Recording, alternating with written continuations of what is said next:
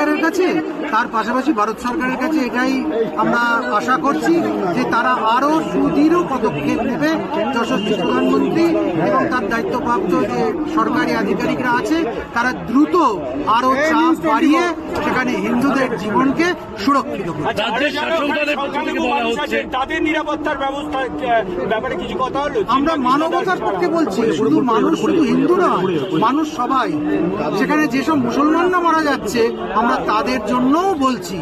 সেখানকার ঈসাই, মুসলমান, জৈন, খ্রিস্টান যারা যারা আছে তাদের সকলের মানুষ যেন না মরে। মানুষের জীবন অমূল্য, সেই অমূল্য জীবনকে রক্ষা করতে হবে।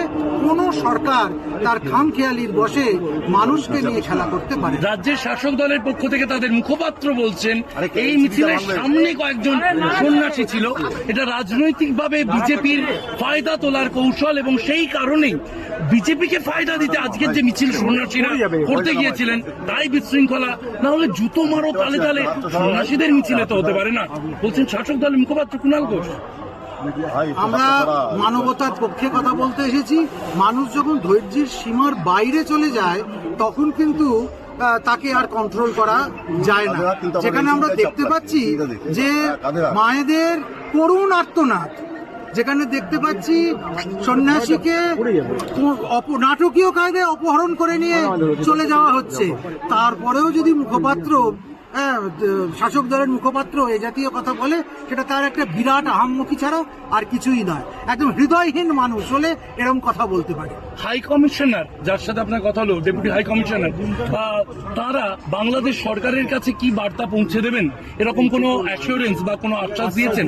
আমরা যে দাবিপত্র দিয়েছি, আমরা যে আবেদন করেছি, সেটা তারা নিশ্চিতভাবে ঊর্ধ্বতন কর্তৃপক্ষের কাছে পৌঁছবে এবং যিনি সরকারের পক্ষ থেকে, বাংলাদেশ সরকারের পক্ষ থেকে এই দাবিপত্র নিয়েছেন, ডেপুটেশন নিয়েছেন, তিনি অত্যন্ত সহৃদয়তার সঙ্গে শুনেছেন, স্বীকার করেছেন এবং এটা মেনে নিয়েছেন যে মানুষের জীবন নিয়ে এই খেলা, হিন্দুর জীবন নিয়ে এই খেলা, এটা চলতে দেওয়া যায় না। রাজ্যের বিরোধী দলনেতা গতকালকে তার সঙ্গে 7 বিধায়ক অর্থাৎ মোট 8 বিধায়ক নিয়ে তারা এসেছিলেন এবং এখানে তারা তাদের দাবিপত্র দিয়েছেন। তিনি বলেছেন এভাবে চলতে থাকলে যদি সাড়া না পাই, এখন পণ্যবাহী ট্রাক আটকাবো সোমবার, প্রয়োজনে কেন্দ্রের কাছে আবেদন করব ভিসা বন্ধ করুন এবং এক্সপোর্ট ইম্পোর্ট পারমিট বন্ধ করুন। আপনারা এরকম কোনো আর্জি আপনারা ভাবছেন যেখানে বাংলাদেশ সরকারকে সংখ্যালঘুদের নিরাপত্তা দিতে বাধ্য করা যেতে পারে?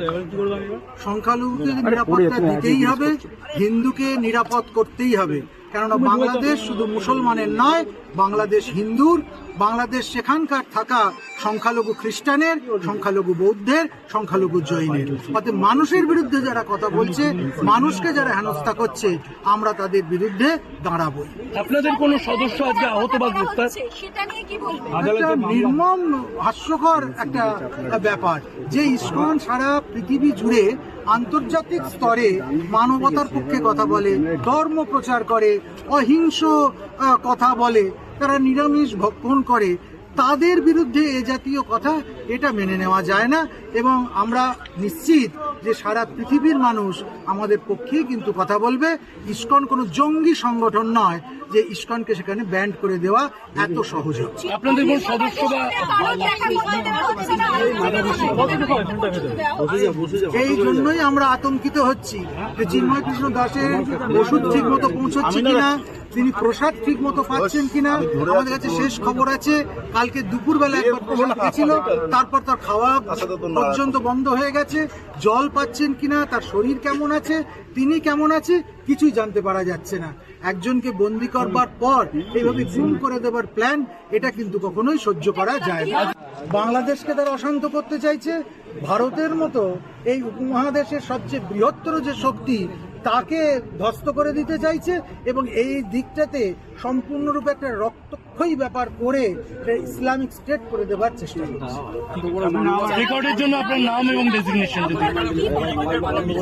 পরবর্তীকালে আমরা আরো বৃহত্তর আন্দোলনের পথে যাব, যেখানে সাধুরা এইভাবে অত্যাচারিত হচ্ছে, যেখানে সাধারণ মানুষ অত্যাচারিত হচ্ছে, আমার মা বোনেরা রক্তাক্ত হচ্ছে, তাদের ইজ্জত নিয়ে নিচ্ছে, সেখানে আমরা সাধু বলে চুরি পরে বসে থাকবো না। বঙ্গীয় হিন্দু জাগরণের আজকের যে আন্দোলন, আগামীতে আপনাদের যারা আরো অন্যান্য যে সংগঠন রয়েছে হিন্দুত্ববাদী সংগঠন, তাদের একত্রিত করে কোনো আন্দোলনের দিকে আপনারা যেতে চাইছেন? যদি আজকের এই আন্দোলনে কোনো ফল না হয়, যদি তারা সজাগ না হয়, তাহলে